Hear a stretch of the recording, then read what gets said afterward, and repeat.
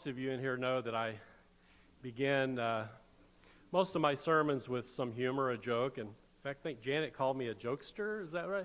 Before I began.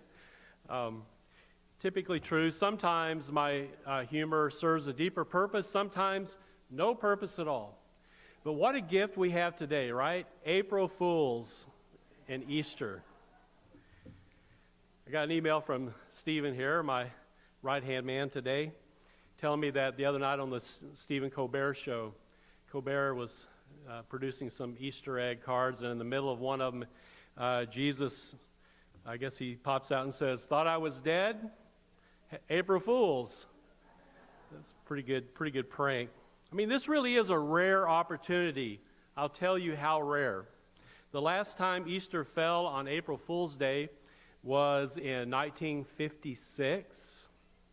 The next time this will happen is in 2029, and then again in 2040, but after that you're going to have to wait a long time, because not one more time in the 21st century after 2040. So we'll see what happens. I tried to imagine what an Easter April Fool's prank would look like, and there's a lot of material out there, I'm sure, but I decided I would focus on Easter egg hunt pranks. So what I need the children right now to do is cover their ears, okay? Because I'm going to give some possibilities for you guys if you're going to do another hunt today. You could do this. Rather than put candy in the eggs, you could put raw vegetables or empty candy wrappers. You like vegetables. And maybe on a cold day like today, they would be fine. You know, there was talk about snow today, and, you know, and maybe go a little further north. If you have an Easter egg hunt up there, if it snows, be sure and use white eggs. Here's one that's really cruel. Maybe we could tell the children that we've hidden the eggs, but we haven't. Wouldn't that be fun to watch them scamper about in utter frustration? Or maybe you've already done this. When you were dyeing your Easter eggs, you could swap some hard-boiled eggs with some raw eggs and wait to see if someone accidentally drops one or squeezes one a little too hard. That would be kind of messy, but funny. Be really funny. I know some of you like to give, we do in our family, we give Easter egg baskets to family members. Let's say you have some older kids still residing in your home. This year, give them an Easter egg basket full of cleaning supplies. See how far that goes. As you can tell, I have a rather dark heart, and therefore I need to be here today celebrating Easter with all of you good people. Now you can uncover your ears now if you had covered them. As you can also tell from my sermon title, I've been wrestling with an age-old question. Which came first, the bunny or the egg? Now, I know what you're thinking. You're thinking, wait a minute. The real question is, which came first, the chicken or the egg? And you would be right. That is the question most people tend to ask. And I have the answer. There are basically two answers to that question, which came first, the chicken or the egg. If you are a creationist, you will conclude that the chicken came first, fully formed as God created chickens, and then out popped an egg. So chicken, then the egg. If you are an evolutionist, however, you will conclude that chickens evolved when two non-chickens mated, and their zygote's DNA had a mutation that produced the first chicken. And the zygote is inside the egg, therefore the egg came first. So you got two theories there. And I hope that clears it up. For those of you who feel the need to ask obvious questions. But if I've learned one thing as a pastor and as a student of religion, it is this. While we tend to ask obvious questions, God tends to answer in unobvious ways.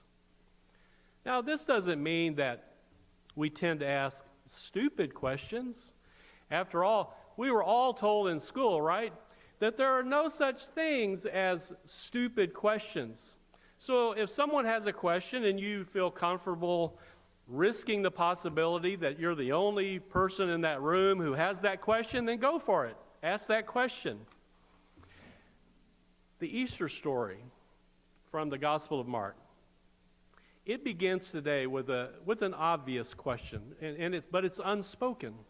And that question is, when should the female superheroes of the Jesus story go to anoint Jesus' body, his corpse?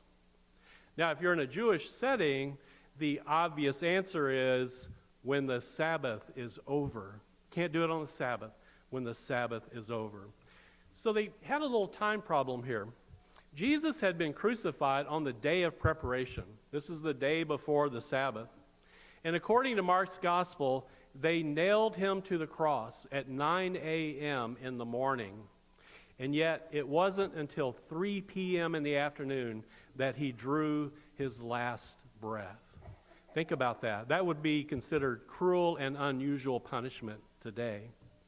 So he died, and after he had hung on the cross for a while, a man named Joseph of Arimathea, he was a respected member of the Jewish council. He went to Pontius Pilate, the governor, and asked for Jesus' body to be released, and he allowed that to happen. He then took Jesus' body, he laid it in a tomb, and he rolled this huge stone against the doorway, the open door of the tomb. A group of women, which included Mary Magdalene, was watching all of this. They knew where his body had been laid to rest, and so they took it upon themselves to be the ones to anoint his body, which was their custom. And yet they had two problems. The first problem was that time problem I told you about. They had to wait until the Sabbath was over at sundown on Saturday, and even then, think about it, the sun goes down, then it would be too dark to go to an empty tomb and to anoint someone's body. So they knew they had to wait until the crack of dawn on Sunday morning. But now the second problem was even bigger, which led to the most obvious question in this story. Who is going to roll away the stone that's sitting in front of that tomb? Now, of course, they would ask that question because they weren't strong enough to do it themselves. They would need some help. So who's going to do that? But remember what I said.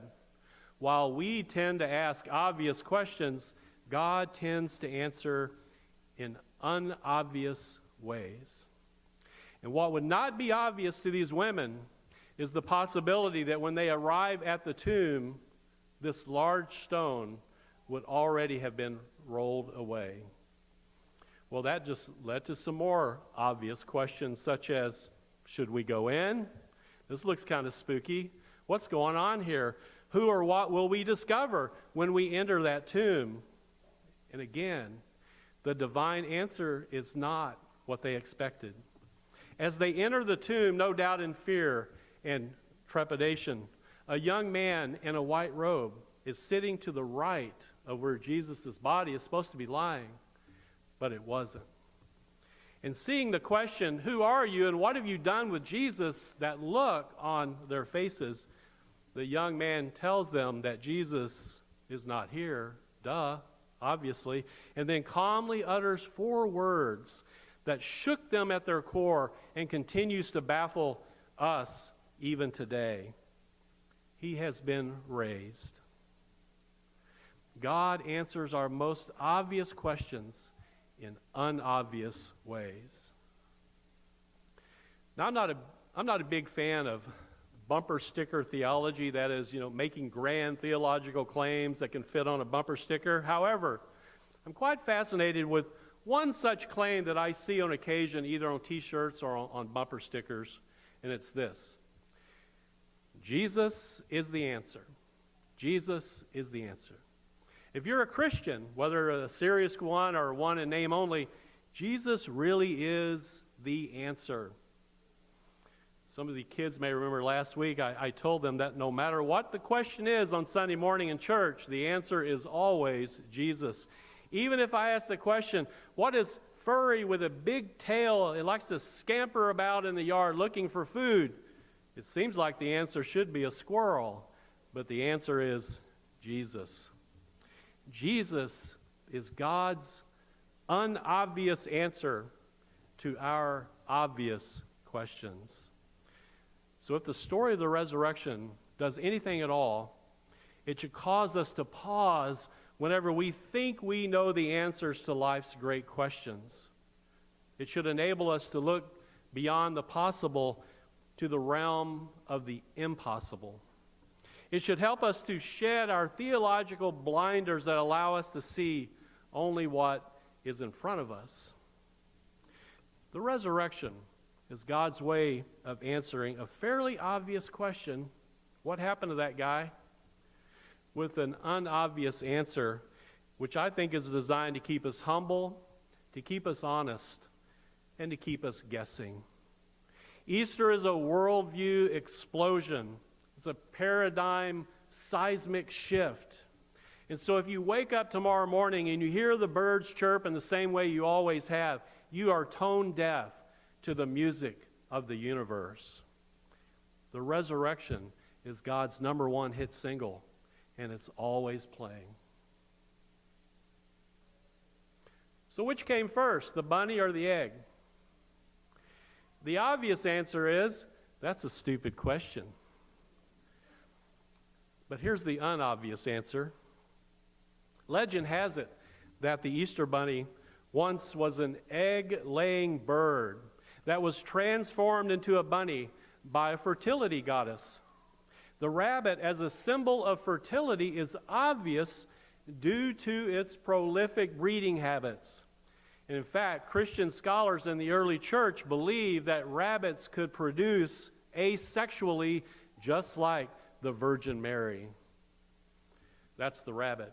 And then there's the egg, which has long been considered a symbol of life and rebirth. And so we can see how both the fertile rabbit and the life-giving egg were brought together through the interplay of various cultures and pagan religions over thousands of years.